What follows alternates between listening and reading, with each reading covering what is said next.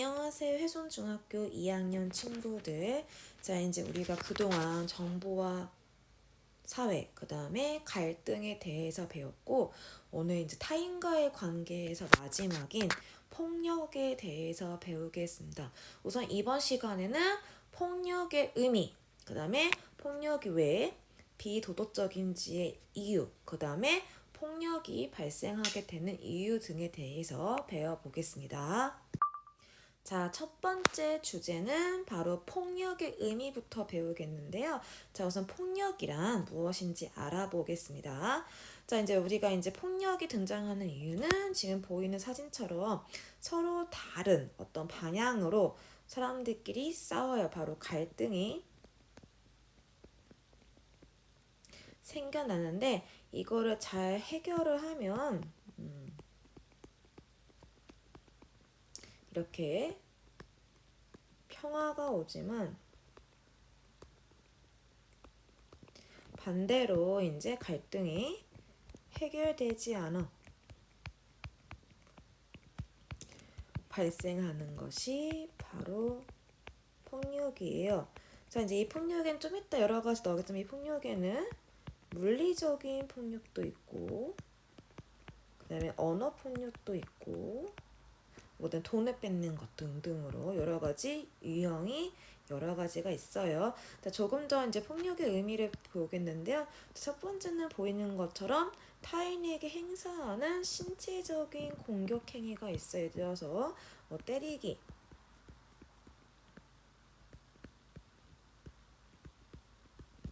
꼬집기 등으로 여러분의 몸에 상처를 낸다면 이런 의미가 있겠고요. 자, 두 번째는 이제 물질적인 피해를 주는 것들이 있어요. 그래서 누가 돈을 뺏거나 셔틀을 시킨다거나 그런 식으로 생기는 부당한 공격. 세 번째가 정신적, 심리적 피해를 주는 말과 행동인데요. 대표적인 게 언어 폭력, 뭐 패드립 같은 거 있잖아요.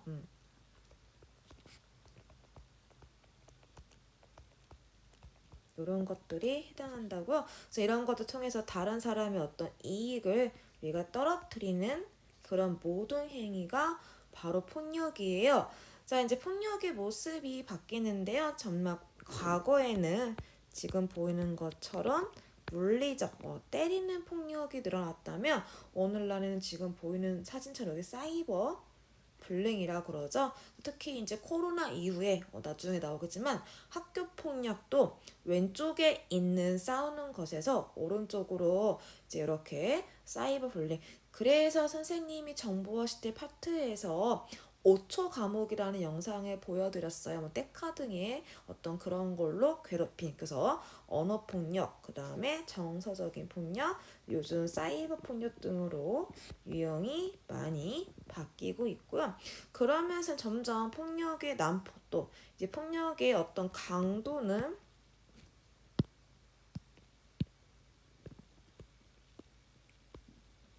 올라가는데 이거 실제 행동하는 나이대는 점점 어려지고 있어요. 특히 초등학교 때도 이런 폭력들이 많이 등장한다는 점에서 우리가 조금 유의 깊게 봐야 될 것 같습니다. 자, 이제 두 번째 파트는 이러한 폭력이 왜 생기는 것인가 대해서 이제 크게 세 가지 파트가 있는데요. 하나는 보이는 것처럼 개인, 두 번째는 사회, 세 번째는 환경, 특히 주변 환경 관련된 건데요. 뭐 이따 교과서에도 설명했지만 일단 우선 개인적으로는 물론 글씨가 작아서 안 볼 수도 있겠지만 바로 도덕의식. 쉽게 말하면 양심이 부족할 때 생기고 그 다음에 자기 조절되는 특히 분노 조절 같은 거를 잘 하지 못해서 갈등이 생겨요. 그래서 여기 보는 셀프 레귤레이션이 바로 자기 통제력,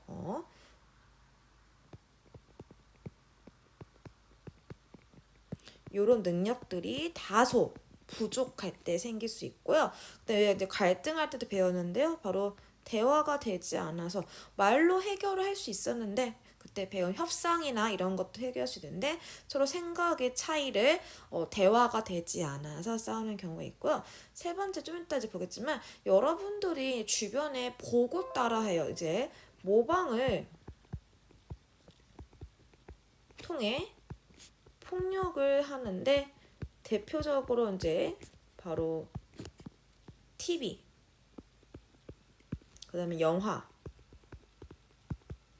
그 다음에 게임 이런 것들에서 자극적이고 폭력적인 장면을 보고 너무 폭력에 노출이 되면서 익숙해지고 그 다음에 모방을 하고 그러면서 폭력이 생겨요. 특히 이제 이거의 문제점이 뭐냐면 모방도 하지만 바로 폭력에 익숙해지는 겁니다. 처음엔 무섭고 피가 나오는 게 잔인하게 느껴지는데 어느 순간 그게 익숙해진다. 자, 그래서 영상 하나를 볼 건데요. 과연 어린 아이들이 나와서 이 행동을 따라하는데 과연 어떤 행동들을 따라를 잘 하는지 한번 보시기 바랍니다. 텔레비전에서 보이는 모든 게 아이들에게는 진실이 됩니다. 믿을 수 없다면 다음의 실험을 보시죠. 아이들을 세 그룹으로 나눈 뒤 첫 번째 그룹에게는 인형을 공격하는 모습을 보여줍니다.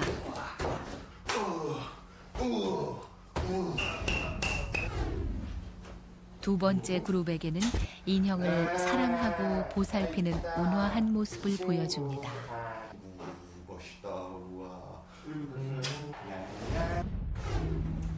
세 번째 그룹은 인형에게는 별다른 관심을 보이지 않는 무관심한 모습을 보여줍니다.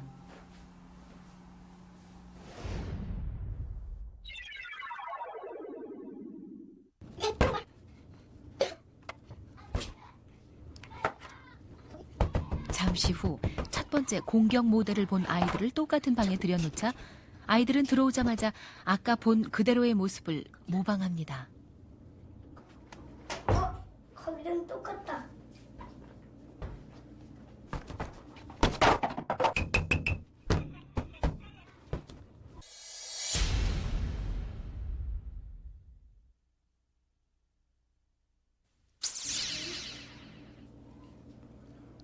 두 번째 친절 모델을 본 아이들입니다. 아이들은 옆에 칼이 있어도 그것을 사용하지 않습니다. 정확히 자신이 본 행동을 그대로 따라합니다.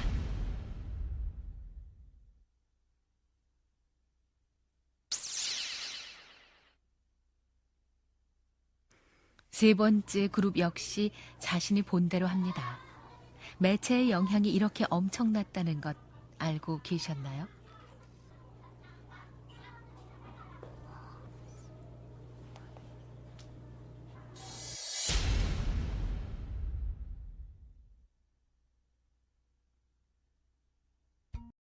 영상 잘 봤죠? 되게 귀여운 아이들이 나오는데 이제 애들이 따라할 때 되게 무관심하거나 긍정적인 것보다는 약간 부정적인 행동을 잘 따라합니다. 이런 식으로 대중매체의 영향이 우리에게 많이 준다는 거를 알려주는 영상이었습니다. 자, 그러면 이제 다음 주제, 오늘의 가장 큰 주제입니다. 그렇다면 폭력이 왜 어떤 문제가 있기 때문에 우리가 폭력을 하면 안 되는지. 자, 우선 첫 번째 보시면 이제 교과서 52페이지에 다 나오겠는데요. 그래서 폭력을 행사하는 사람들 특징을 보겠습니다.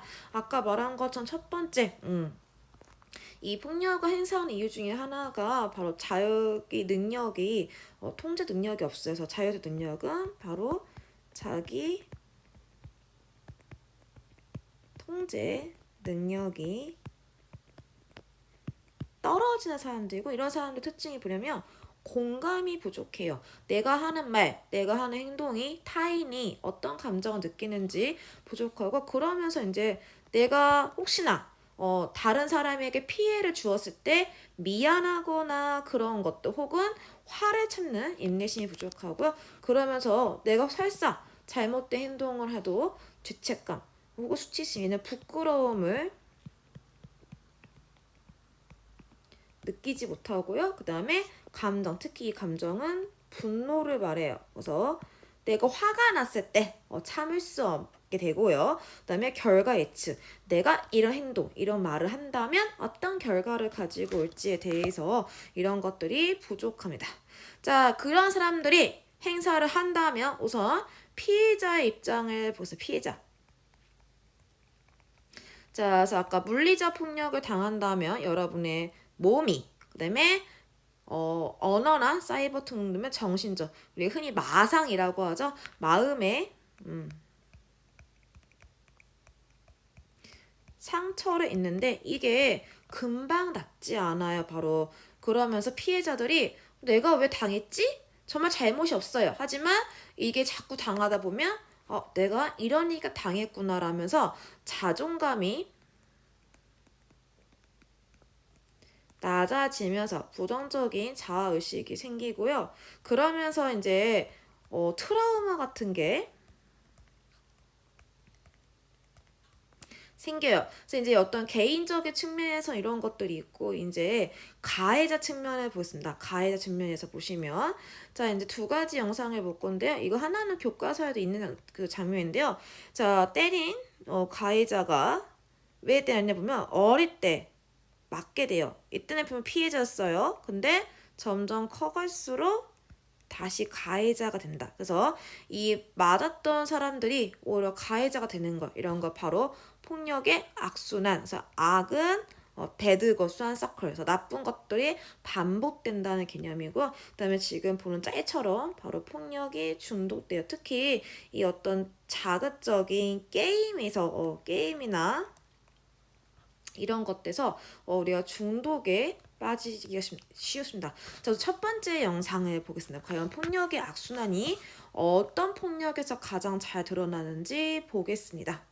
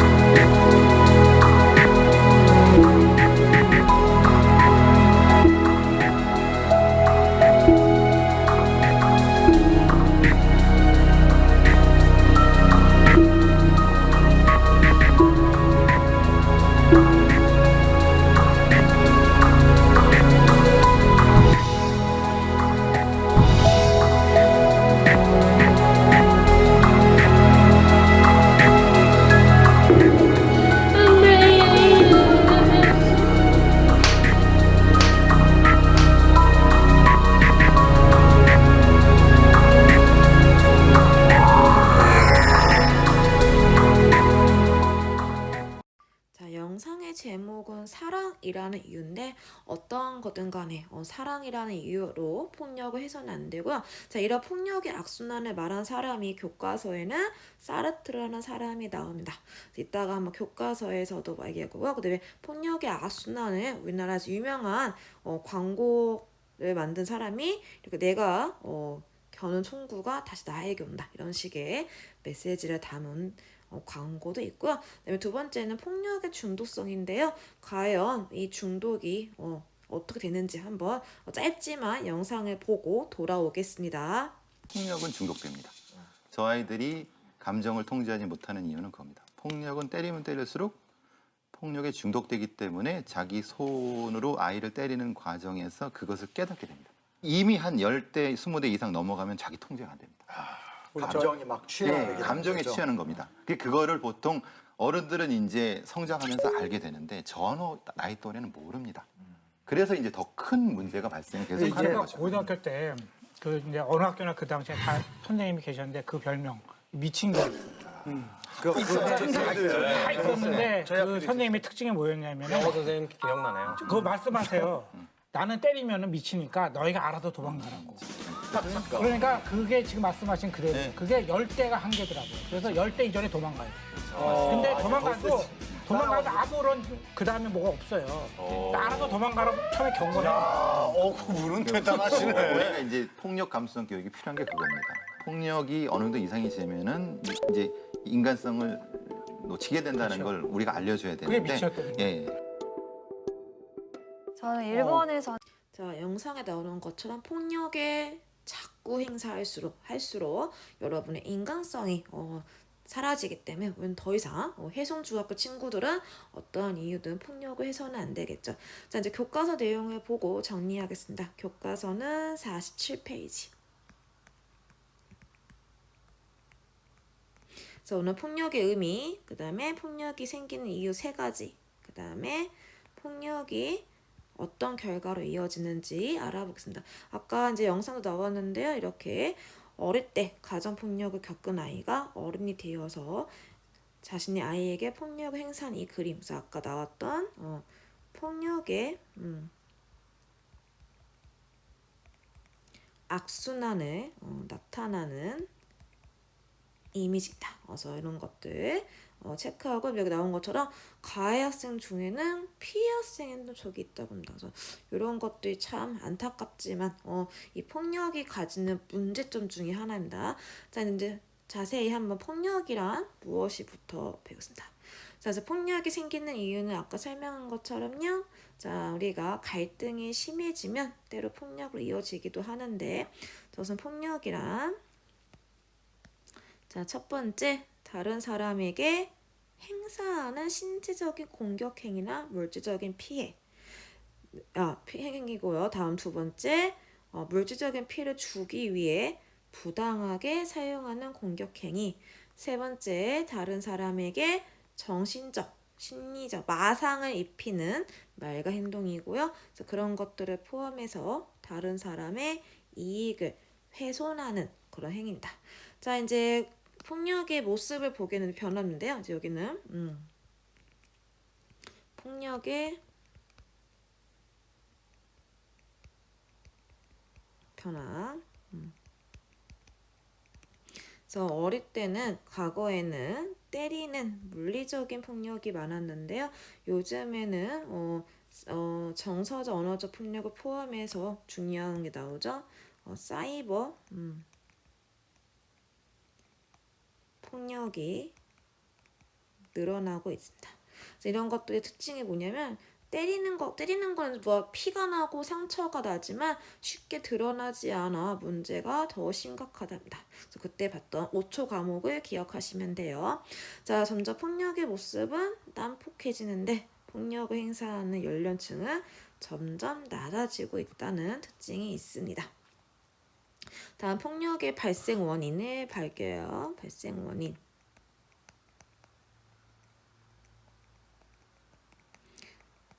자, 이제 개인적 측면이 있고, 그 다음에 사회적 측면이 있고, 환경적 측면이 있습니다. 자, 우선 아까 말한 것처럼 도덕의식, 이게 대표적으로 양심을 얘기해요. 양심이 없거나 자기 조절 능력이 부족하고 특히 이런 능력이 부족하면 죄책감과 수치심, 자기가 한 행동이 뭐가 부끄러운지를 알 수가 없기 때문에 그런 점에서 생기고요. 그다음에 사회적인 측면은 바로 원활한 의사소통 이루어지지 않아서 그 다음에 환경 같은 건 아까 말한 것처럼 우리가 폭력을 정당화하거나 미안한 장면에 익숙해지면 나도 모르는 사이에 폭력에 무감각해져요. 특히 이제 이러면서 생기는 문제점이 폭력의 중독성. 이런 것도 폭력될 수 있구나라는 거에 대해서 점점 무뎌져요. 특히 대중매체의 영향이 특히 이제 아무래도 요즘에 인터넷 발달 때문에 여러분들이 너무 쉽게 접하면서 사실은 뭐 오징어 게임 이런 것들 우리가 청소년 이용 불가인데 그런 것들을 여러분들이 보는 친구도 있었을 거예요. 그러니까 그런 거 봤을 때 저런 폭력을 나도 모르게 스며든다는 점에서 문제가 생깁니다. 자, 그래서 관련해서 이제 아까 대중매체가 폭력성 미친 년이 아까 이 영상이 그대로 교과서에 있습니다. 그래서 공격 행동을 볼 때 가장 많은 모방을 했다는 거 참고하시기 바랍니다. 자, 이제 마지막으로 이제 가장 큰 주제죠. 폭력을 왜 비도덕적일까? 자, 우선 이제 교과서 보시면 대체로 폭력을 행사하는 사람들의 특징이 나와요. 그래서 동정심과 인내심이 부족하고 내가 잘못된 행위에 대한 수치심을 느끼지 못하고 그러다 보니까 생기는데요. 아까 나온 교과서에 52쪽에 내용이 나와 있어. 이 사람들 특징이 나와요. 공감 능력이 부족하고 이렇게 되면 지워버리니까 공감 능력이 부족하고 감정을 억제하지 못하고 자신이 하는 행동이 결과 예측 능력이 부족하고 자율적인 특히 자기 통제력이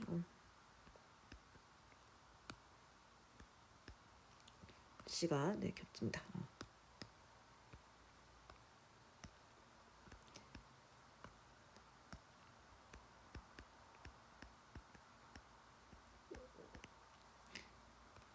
그 선생님이 좀 늦은 시간이라 조금 버벅거려도 양해해 주시기 바랍니다. 이게 떨어지게 됩니다. 자, 그때 반면 이제 우리가 피해자의 측면부터 봐야 돼. 피해자. 자, 극심한 신체적 정신적 고통을 당하는데요. 그래서 우울증이나 대인 기피증 등에서 아까 말한 것처럼 자기 자신을 무능한 존재로 여기면서 부정적인 자아의식이 생기고요. 플러스로 트라우마.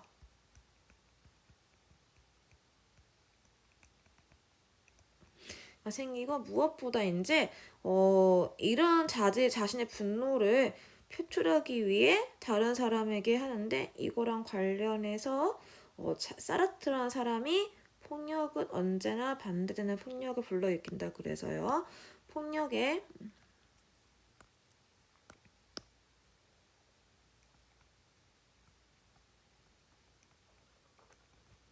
악순환을 이야기한다.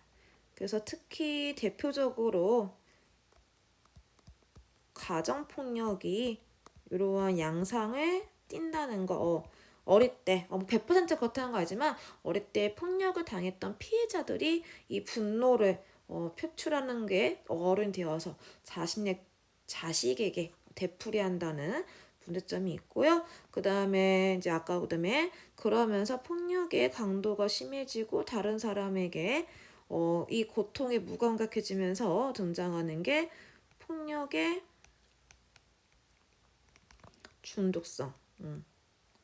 그래서 내가 한 행동에 대해서 죄의식을 느끼지 않았고 더욱더 끔찍한, 근데 특히 이제 게임이나 어떤 유해한 영상을 보고 여러분들이 점점점 강도가 세지고 이것이 점점 무감각해지는 이렇게 된다면 사회 질서가 무너뜨리고 더 큰 혼란이 이루어질 겁니다. 자, 이제 오늘 배운 내용 폭력의 의미, 폭력이 발생하는 원인 3가지, 개인적 측면, 사회 의사소통 측면, 그다음에 환경적 대중매체 측면이 있고 이로 인해서 피해자들은 어떤 고통을 경험하는지 가해자들이 어떻게 되는지 그다음에 이런 것들의 밑바탕에 폭력의 악순환, 폭력의 중독성이 있다는 내용을 배웠습니다.